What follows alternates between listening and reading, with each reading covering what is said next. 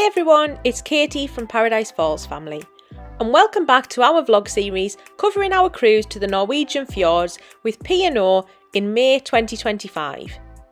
In today's vlog, we'll be giving a detailed overview and review of our experience of P&O and the ship Iona, covering all aspects of the cruise, including dining, entertainment, service, pre-boarding and much more, including all of the pros and cons with plenty of information and tips along the way to help you with your cruise. In general, while we enjoyed our cruise overall, there were some aspects of the P&O experience we really weren't impressed with, so we'll try and give you some pointers and heads up along the way. I bookmarked each of the sections to help you skip to the sections of most interest to you.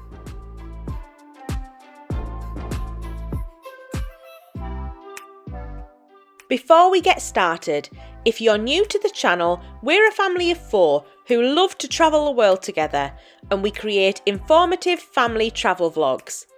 We cover the places we've visited and talk about our own experiences with the aim of helping you make the most of your family trip. We've covered loads of places already on our channel, from Europe to North America to Asia, so make sure to subscribe to our channel and check out some of our other videos. You can also find us on Instagram, TikTok, and we also have a website, www.adventuresxparadise.com, with our friends Adventures by Nap, which we're still adding to, but will eventually cover details of all of our trips, as well as guides to things like cruising, Walt Disney World, and other popular family destinations. So make sure to check all of that out when planning your trip, or if you're just looking for inspiration.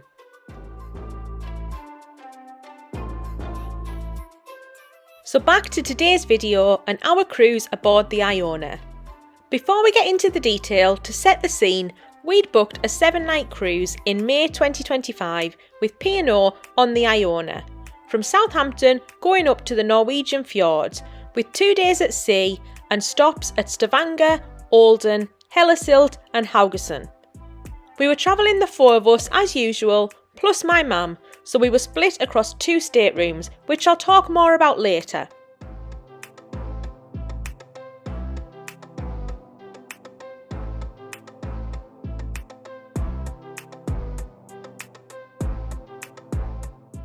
Kicking things off, I'll start with a pro, the ship itself. The Iona is a beautiful ship. Relatively new and one of the flagship ships in the P&O fleet. It's a lovely ship to spend time aboard, very well maintained and kept, with very modern facilities and design.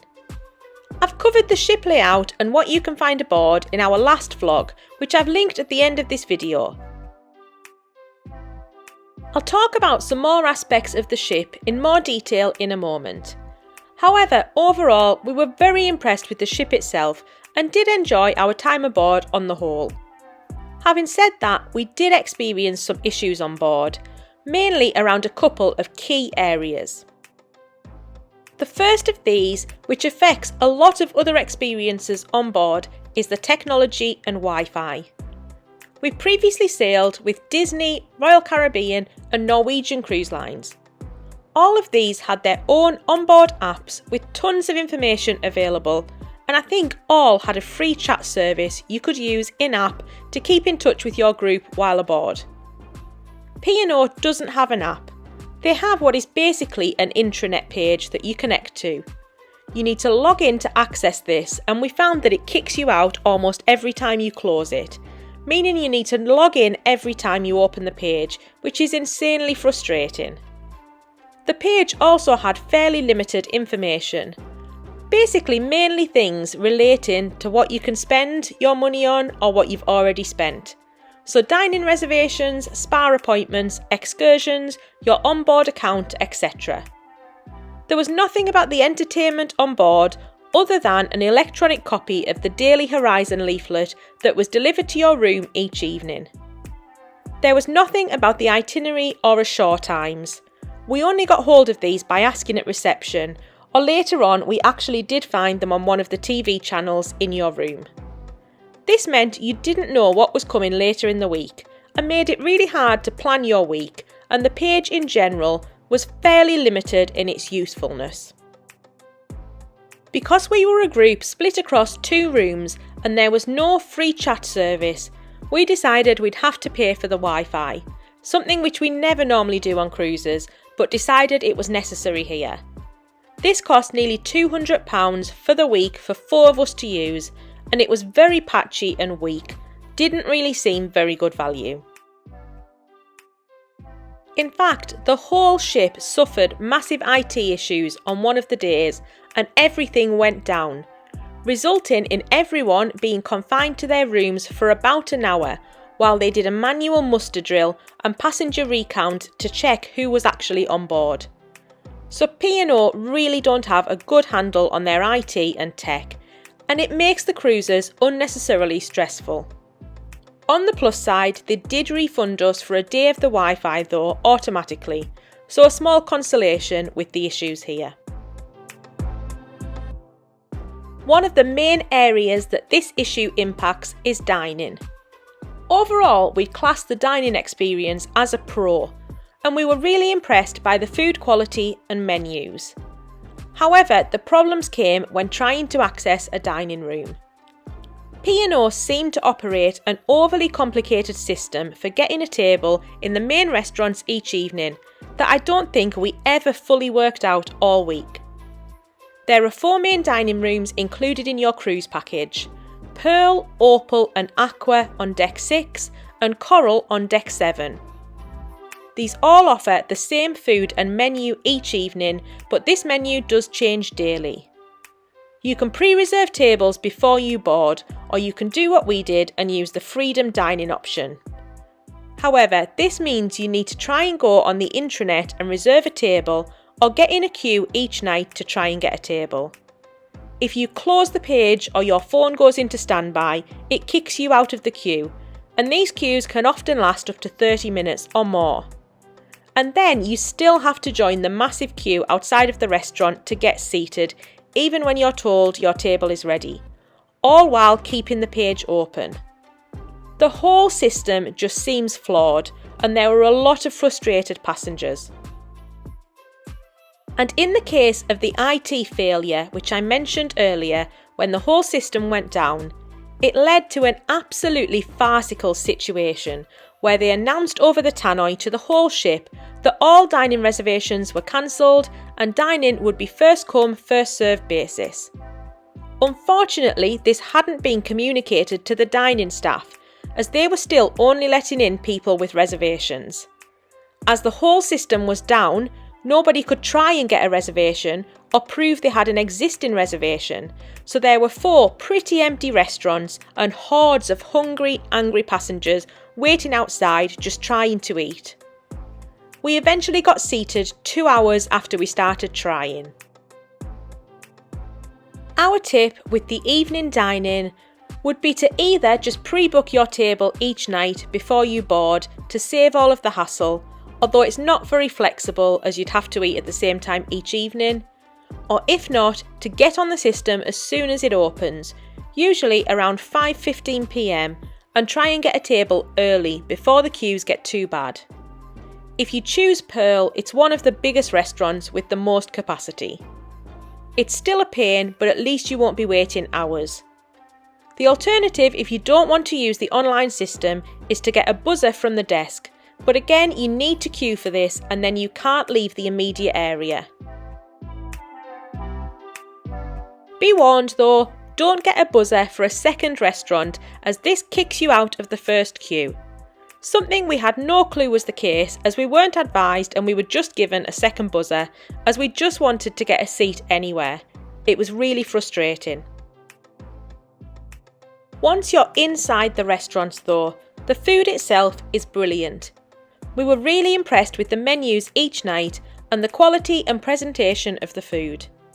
There was a varied kids menu, but kids could order off the adult menu if they wanted, so they ate brilliantly all week.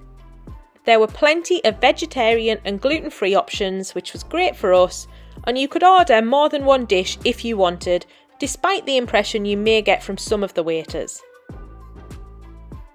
Overall, the food quality was really impressive, and a big positive for the cruise. In terms of daytime dining options, at least one of the main restaurants was always open for breakfast and lunch, and then you've got the buffet called Horizons on deck 16, which was open for breakfast, lunch and dinner. This has a fantastic selection and was great quality. The menu changed each day and food was marked for allergies, and we all always ate really well here. It does get really busy though, so finding a table can sometimes be tricky, particularly for breakfast on port days. However, there's another fast food option called the Keys on deck 8, which is sometimes a little bit quieter. This has a few options including fish and chips, curries and burgers and fries, and offers a breakfast menu at breakfast time as well.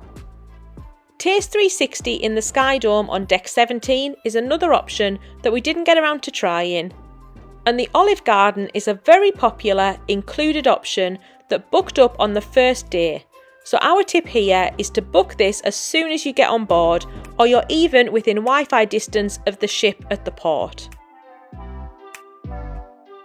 All of the other restaurants or dining options on board were at an additional charge.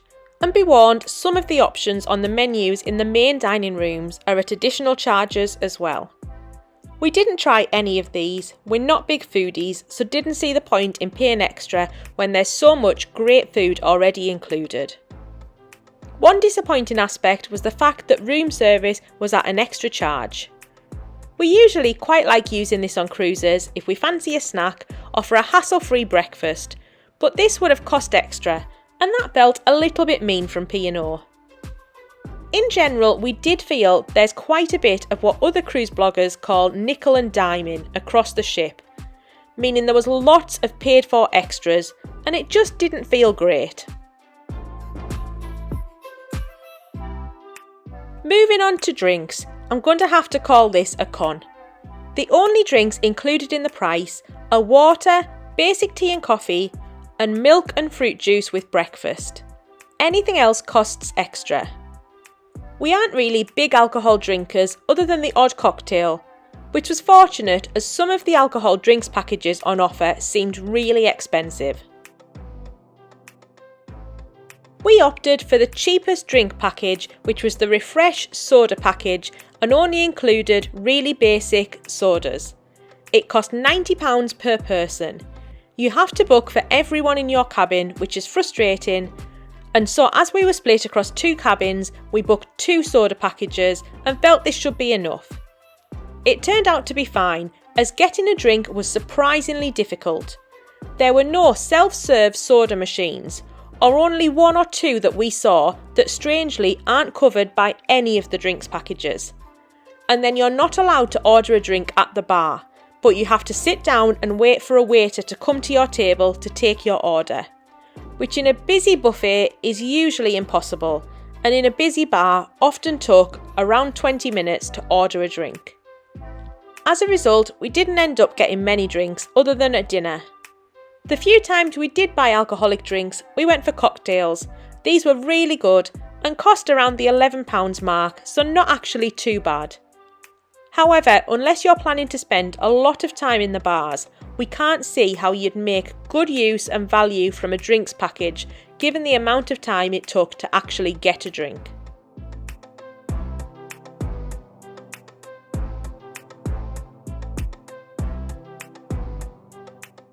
This leads me on to service on board, which was unfortunately another big negative for us.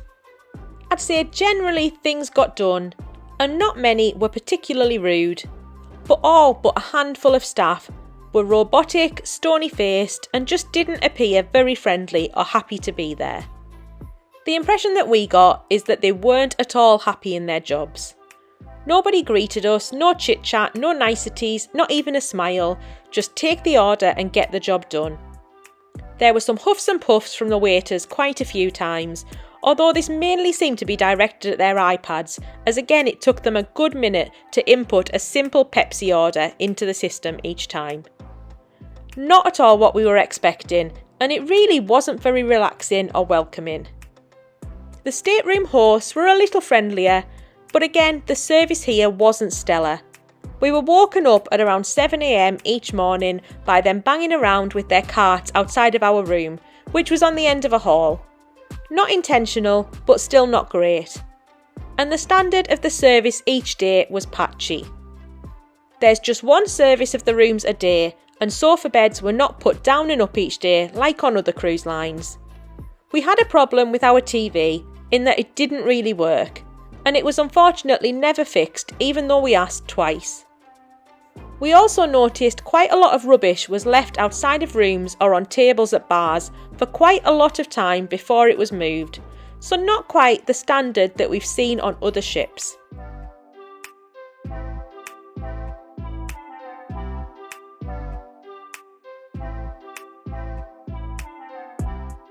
While we're talking about service, a quick note on tips. P&O operate a slightly different system to other cruise lines in that they include tips in the price of the cruise, so there's no extra charges for these at the end. This is great for budgeting for your cruise. However, we can't help but feel it doesn't incentivise good service, and it really shows. Apparently this system arose because British people didn't tip well enough or regularly enough, so it needed to be incorporated in the upfront cost.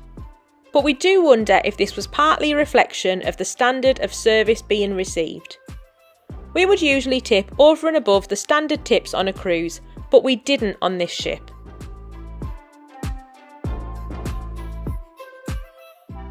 On balance, I think I'd class Staterooms as a positive. We were generally happy with our rooms. My mum required an accessible room, which in this case was one with a balcony, and then we had an inside room. So it worked out cheaper to split the group with 3 people in one room and 2 in another, rather than a 4 and a 1. So we had an inside room sleeping 3. We did have to call to link the 2 bookings and rooms, but still couldn't book excursions together, which was annoying and something to be aware of. We also still ended up with completely different boarding and leaving times, so on reflection, I'm not sure there was any advantage to having the rooms linked. This is another difference to other cruise lines, where linking rooms is usually very easy and advantageous for organising things together. For our inside room, the double bed was actually 2 singles pushed together, and the 3rd single was a sofa bed, and some rooms do have the capacity for a 4th bunk bed to come from the ceiling. The room itself was very nice but absolutely tiny. You had to side shuffle around the bed to get in, but it was cosy, fairly clean and well kept, and we managed for the week. There wasn't a lot of storage, a wardrobe and cupboard, but it was just about enough, and the cases fit under the bed. The bathroom again was nice and had a walk-in shower that was pretty good compared to other cruises that we've been on.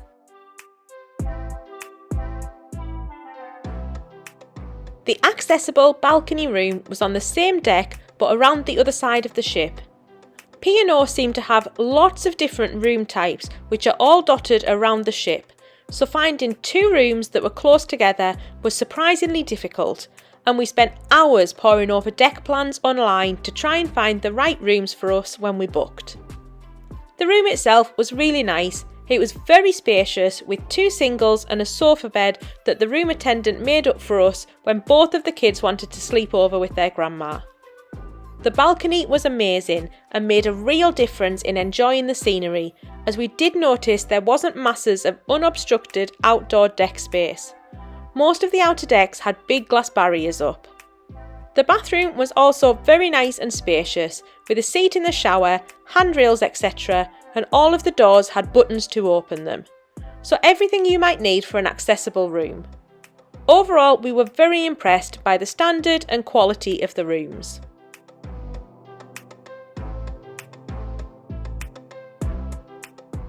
Moving on to accessibility more generally, we found this to be very good.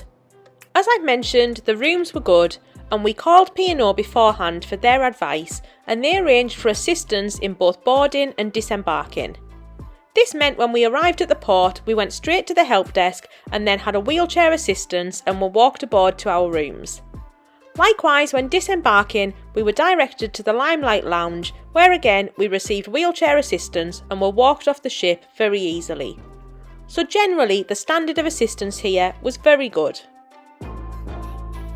Looking at what you can do around the ship, one of the main things our kids ask about beforehand is the swimming pools. I'd probably class this as a pro and a con. On one hand, the pools are excellent. There are 2 infinity pools off the back of the ship on decks 16 and 18, which are spectacular. These are heated a little, but are still pretty cold, so we only ventured in once.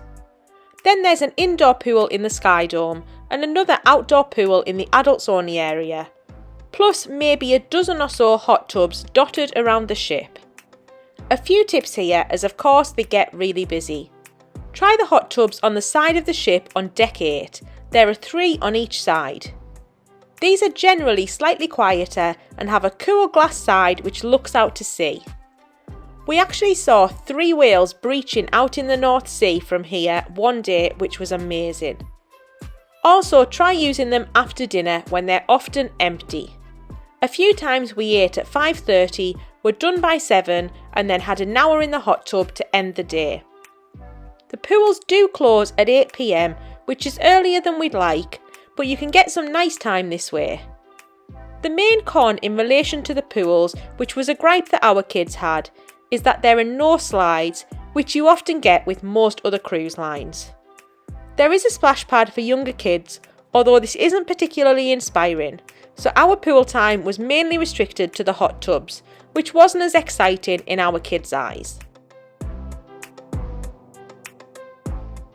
Looking at the entertainment on board more widely, for us personally, I'd say this was a con. You don't get any of the fun extras like you do on Royal Caribbean or Disney.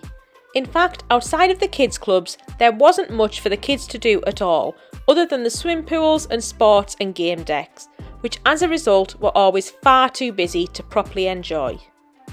There is a cinema which looked very nice, but was only showing fairly old movies that have been on streaming services for a while now, so nothing too exciting to watch here. So overall, I'd say the ship is aimed more at adults, although don't completely rule it out if you have kids, because there were loads of other kids on board and we did still enjoy our week aboard. In respect of the entertainment on offer, it did have a bit of a British holiday park feel to it. Nothing we found particularly exciting or enticing. I've included some screenshots here of the daily Horizon schedule that was left in our room each day. This included activities like shopping sales talks, some live entertainment, a few sports competitions, workshops, get-togethers and some exercise sessions. Perhaps the most interesting were the live game shows they held. We went to one of these called Wavelength, hosted by an on-screen Ben Shepherd, which was nice enough, and they did run a Deal or No Deal game show later in the cruise. We reserved a place at this, but they weren't checking reservations and there were plenty of seats, so don't feel you need to have a reservation to go and watch one of them. There was also a show or film of some form in the main theatre each evening, and then shows in the Sky Dome as well. We caught some of these briefly, but nothing really caught our attention. It did feel like a lot of the entertainment was geared towards put the kids in the club and then you can have your more traditional dinner, show, drinking and shopping than anything else. If your kids are looking for something to do, as I mentioned, the ship does have kids clubs. We can't really comment on this too much as our kids didn't want to use them, but they were there and available. From the information provided, it looks like they break this up by age, with different programmes, so under 2's in the nursery, and then age groups 2 to 4, 5 to 8, 9 to 12 and 13 to 17. Each group has a schedule of activities for the week, so you can pick and choose what you want to do. This includes things like games, quizzes, discos, arts and crafts, obviously depending on the age group. We also noticed that Wallace and Gromit do make an appearance if your kids are into them. From the schedules provided, the kids clubs were generally closed in the mornings on port days, but then available between 2 to 5 p.m. and 6:15 to 11 p.m. Sea days have an extra 9:30 to noon slot. Note that you'll need to register your child with the club before your child is able to use it. Moving on to the general atmosphere of the ship. This is a tricky one because it's really subjective, but unfortunately for us, it was another big negative. The passengers on board were almost solely British. I assume because of the fact it disembarked from Southampton in the school holidays. But it was noticeable, particularly when we visited Hellesylt and the Norwegian cruise line ship was also in port, and notably had a much more eclectic mix of passengers. This, coupled with the entertainment on offer, meant that it didn't really feel like you were abroad. We always really enjoy mixing with other nationalities and feeling like we're really getting away, but we didn't get that here. We also noticed that the behaviour of some other passengers on board, on average, was much poorer than any other cruise we've ever been on. A bit of a Brits abroad feel to it, with loads of kids running riot, people pushing in queues and not making any room in lifts, generally just being quite rude across the board. It wasn't at all what we expected. There did seem to be a general frustration on board that we overheard regularly, with dining queues, queues for the lifts, which seemed much worse than other ships we'd been on, and queues for getting on and off the ship, and just general organisation. Moving on to ports and excursions. I'll cover these in more detail port by port in the rest of this series. However, overall we loved the ports themselves, some more than others, but we really enjoyed seeing Norway. Getting on and off the ship was generally fine, but again there were really large queues which often caused some frustration. We also noticed that whereas on other cruises we've been on, you're often greeted back onto the ship with ice cold drinks if it's hot, or towels or ponchos if it's wet, or hot chocolate if it's cold. You get nothing like that here. It was straight onto the ship with no niceties. Not a big deal, but you do notice the little things that really make other cruise lines stand out with having much better service. In terms of excursions, we did really enjoy all of those that we booked. The meeting point for all of these was always off the ship on the pier. Again, on other cruise lines we've been on, we've always been assigned a meeting point on the ship and then been calmly walked off to our buses in an orderly manner with a tour guide staying throughout. Here it was a bit of a scrum to get off the ship on time, and then with crowds of people trying to work out where to go. There wasn't much organisation or assistance, which just made it more fraught. So our tip here is go early, get off the ship in plenty of time, in case there are lots of queues trying to get off. Lastly, one of the main reasons we sometimes book excursions directly through the cruise line is because if you're late back from an excursion, the cruise ship will wait for you if it was organised by them. For at least a couple of our excursions, these were operated by outside tour providers, and we don't believe P&O had any way to keep track of people on these excursions and whether they'd returned or not. So it isn't always beneficial to book through P&O for this reason, and we'll talk about this in more detail in the rest of the series. Celebration night. This is something we had quite a few reservations about and questions before we boarded, but it turned into a really big pro for us. This is basically a formal night held at least once, sometimes twice on each cruise. The guidance says black tie and gowns, but we found a suit and tie was fine, and it wasn't quite as serious as it sounded. Some people do go all out, but provided you're in a shirt and trousers, you should generally be fine. We'd recommend bringing a suit jacket though, as we've heard stories of one person without a jacket getting turned away from one of the main restaurants. If this isn't your thing, then you can always just use the buffet and not have to stick with the dress code. However, if you can stomach wearing a suit or dress, then we'd recommend you do, as it was a really fun night, where everyone gets a free drink after around 6 p.m. The menu seemed to be extra special that evening, and I think it helped that we were seated right by the windows in the Pearl restaurant with a spectacular view. So it turned into perhaps our favourite night of the whole holiday. And finally, moving on to some of the more boring but important bits. Firstly, hygiene. This was actually something we were a little bit worried about, as there'd been reports of problems on the Iona with people going down with stomach bugs, being locked in their rooms, bed bugs, all kinds of things. Fortunately, we didn't experience anything like this and had no issues. We thought the hygiene measures seemed pretty good. There were hand washing stations and sanitiser stations outside of every dining room, although this wasn't as strictly enforced as we've seen on other ships. The bathrooms were all very clean and well kept and had touch-free sensors to open the doors, so don't be too put off by reports you may have read. Looking next at the boarding process, but beginning with pre-boarding information. Although we're pretty experienced cruisers by now, this was our first with P&O, and each cruise line does things a little bit differently. A few months before, you'll want to start booking your cruise excursions. We sometimes do this through the cruise line themselves, or sometimes use Get Your Guide or Viator. See links to both in our description below this video. Either way, we always compare options and prices before booking. In this case, we did book all of our excursions through P&O, with more limited options available due to some of these being smaller ports and towns. And then also you have the guarantee that the ship won't leave without you. Be warned though, some of these excursions do sell out months in advance. For example, the troll cars in Olden and the ferries in Hellesilt, so be on the ball with these. We'll talk more about the excursions and ports later in the series. Once you have these sorted, it's time to think about other extras like drinks packages, spa treatments, etc., and you'll get spammed by emails from P&O a lot about adding these on.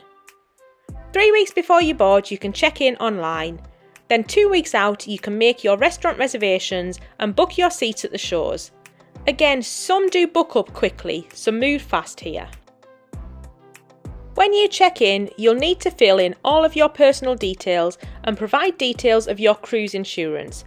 So make sure to check your insurance meets the minimum requirements and then bring a printout to the port, as they may ask to see evidence.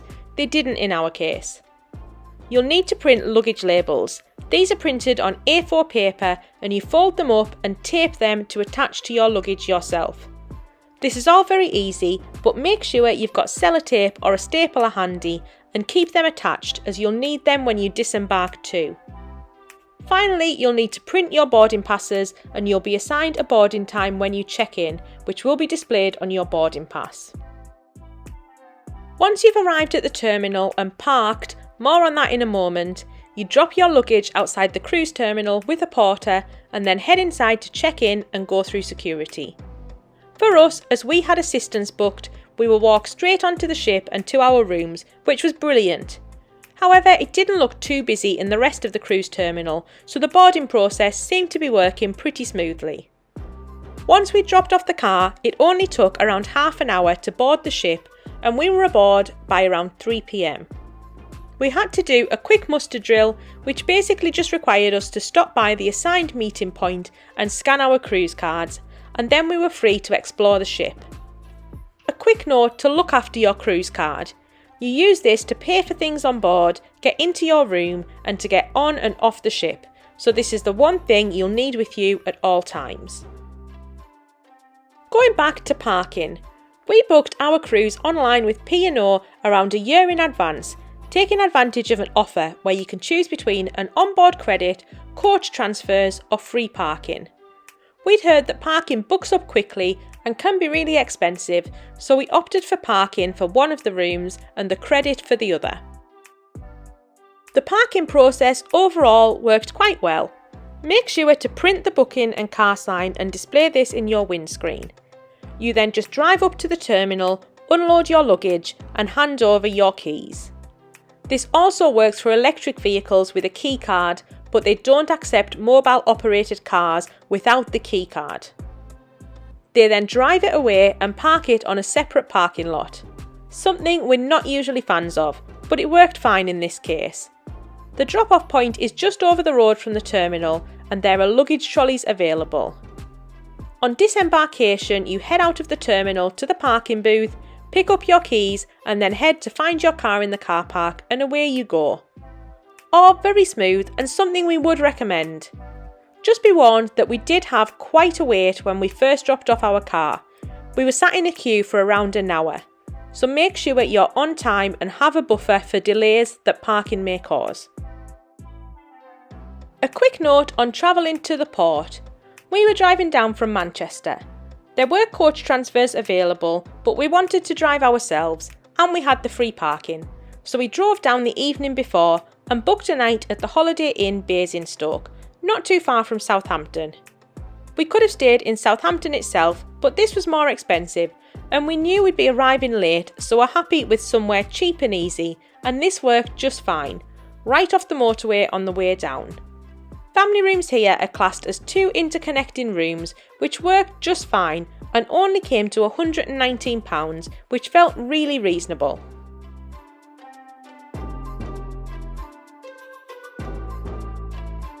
And finally, a note on disembarking. You'll receive a letter in your room the day before leaving setting out details of the process. This shows your time to disembark and where you should meet. You can leave your luggage outside of your room by 10 PM the evening before and it will be taken off the ship for you, or you can walk it off anytime yourselves from around 6:30 on the morning. Everyone has to be out of their rooms by 8 AM, but breakfast is open for you to enjoy before you disembark.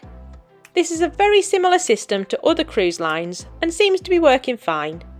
Just allow plenty of time if you want to use the lifts, as they're obviously very busy, and be prepared to queue, but this is usually pretty typical on disembarkation day on any cruise line. Our meeting time for assistance in the Limelight Lounge was 8:30 AM and we were off the ship and in the car by 9 and on our way home, so very slick and well organised. For those without assistance though, there did seem to be a really long queue to get off, but we don't know how long this would have taken.